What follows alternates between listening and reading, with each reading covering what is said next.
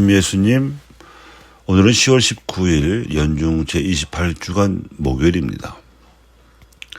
지식의 열쇠 사용 설명서라는 제목으로 강론 말씀을 전해드리면서 권력과 지식에 관한 신학적 성찰을 나누고자 합니다.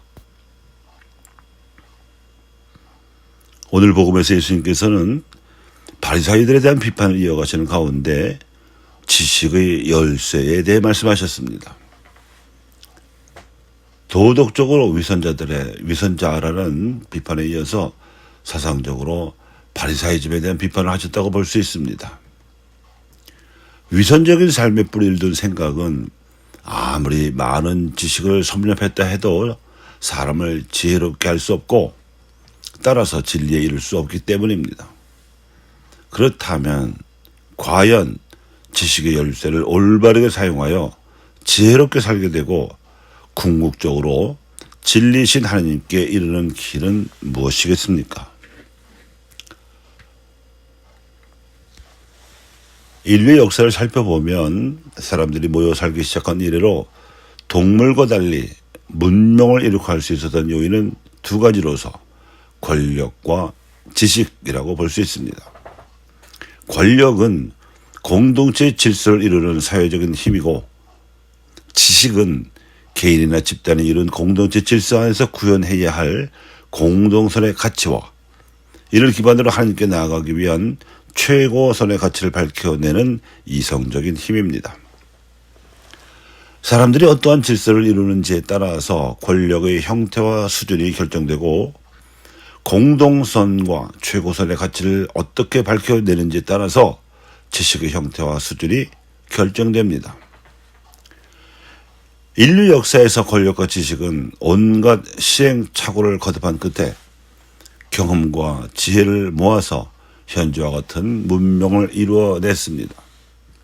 그 문명의 유체는 권력으로는 민주주의적 질서가 최상입니다. 그리고 현세적 자율성을 견지하면서도 하느님께서 직접 계시하신 진리를 수용한 결과 덕분에 지식으로는 최고선의 가치란 자유와 평등, 정의와 평화이며, 공동선의 가치로는 인간 존엄성을 중심으로 해야 함을 밝혀냈습니다. 자연과학 분야의 지식이든 인문, 사회, 과학 분야의 지식이든 모두 다 이 가치들에서 비롯된 것이며, 또 이 가치들을 실현하는 데 기여하는 것입니다. 하느님께서는 당신 백성으로 삼으신 이스라엘이 이집트의 우상 숭배적 황제 권력과 무신론적 지식으로부터 억압을 당하는 참상을 보시고 이집트에서 탈출시켜 해방시키신 다음에는 더 이상 죄를 짓지 않을 수 있도록 하기 위해 10계명을 계시해 주셨습니다. 이 10계명을 중심으로 율법이 형성되어 발달되었습니다. 그런데 천여 년이 흐르는 동안에 바리사이들은 10가지의 계명으로 시작된 율법을 예수님 당시에는 600여 가지도 넘게 늘려놓아서 백성들은 알기도 어렵고 지키기는 더욱 어려운 지경이 되었습니다. 이를 두고 예수님께서는 율법 교사들에게 이렇게 말씀하셨습니다. 너희는 지식의 열쇠를 치워버리고서 자신들도 들어가지 않으면서 들어가려는 이들까지 막아버렸다. 열성적인 바리사이 출신으로서 예수님의 사도가 된 바오로는 이 지식의 목표 한계를 분명하게 파악하고 있었습니다. 율법은 죄를 짓지 않도록 하기 위한 최소한의 지식이며, 정작 믿어야 할 것은 세상의 죄마저도 없앨 수 있는 사랑의 진리라고 설파했습니다. 그리고 그 사랑의 진리는 책 속에 쓰여진 문자가 아니라 하나님께서 세상에 보내시어 살다 가신 예수 그리스도의 삶임을 강조하였습니다. 이런 뜻에서 율법이 아니라 믿음이 우리를 구원할 것이라고 외쳤던 것입니다. 결국 인간의 지식은 진리를 향해 있으며 진리는 인간을 하나님께로 나아가게 합니다. 그런데 지식인들의 전유물로 갇히면 지식은 권력이 백성을 통제하는 도구로 전락합니다. 반면에 지식이 백성을 진리로 눈뜨게 하는 해방의 도구로 쓰이면 권력을 통제하는 본연의 역할을 수행할 수 있습니다.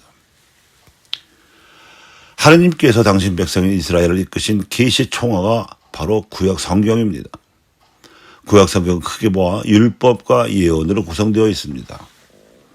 예언은 율법이 이스라엘 지도자들의 권력이 타락시키게 된 무렵부터 출현하였습니다. 그렇게 이스라엘 역사의 초기에는 궁정 예언자들만 활약했을 뿐 본격적인 예언자들은 아직 나타나지 않았습니다. 그러다가 이스라엘의 권력이 타락하기 시작하던 무렵부터 남유다 왕국에서는 이사야, 예레미야, 에제키엘 등이 하나님의 부르심을 받아 예언 활동을 벌였고, 북이스라엘 왕국에서는 아모스, 호세아 등이 제야와 민중 속에서 일어나 예언 활동을 벌였습니다.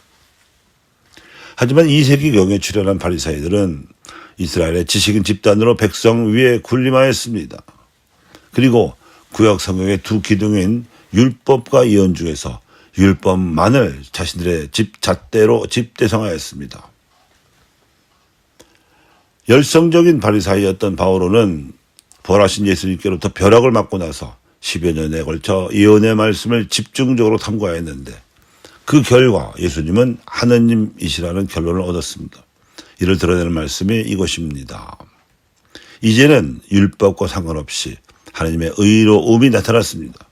이는 율법과 예언자들이 증언하는 것입니다.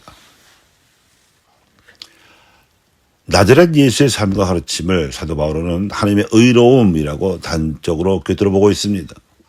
그동안 1000년이 넘는 세월 동안 하나님의 뜻을 그릇되게 알아들어온 역사를 넘어서 하나님께서는 예수님을 속죄의 제물로 내세우셨습니다. 예수님의 피로 이루어진 속죄는 믿음으로 얻어집니다. 사람들이 이전에 지은 죄들을 용서하시어 당신의 의로움을 보여주시려고 그리하신 것입니다. 따라서 잘못 알아들은 결과로 남용된 권력과 오용된 지식을 바로 잡을 수 있는 길은 하나님의 의로움으로 강성하신 예수를 그리스도로 믿고 이 믿음에 바탕하여 제대로 된 권력을 행사하고 올바른 지식으로 지혜를 얻어서 진리이신 하나님께로 나아가는 데 있다는 것입니다. 교우 여러분, 우리 시대 권력자들과 지식인들의 회개를 위해 기도합시다. 권력이 국민에게 대한 섬김임을 깨닫도록 기도하고 지식의 열쇠를 지닌 지식인들 또한 진리에 대한 눈을 뜨고 자신들의 지식을 지혜롭게 활용하도록 기도합시다. 또한 국가 권력의 주인으로서 주권자인 국민들이 국민을 섬길 줄 아는 정치인들을 알아보는 회개를 할 수 있도록 기도합시다. 그리고 지식의 수용자인 우리들 역시 지식을 출세와 생존의 도구로만 생각하지 말고 지혜를 거쳐 진리이신 하나님께로 나아가는 지식의 열쇠를 손에 넣을 수 있는 회개를 할 수 있도록 기도합시다.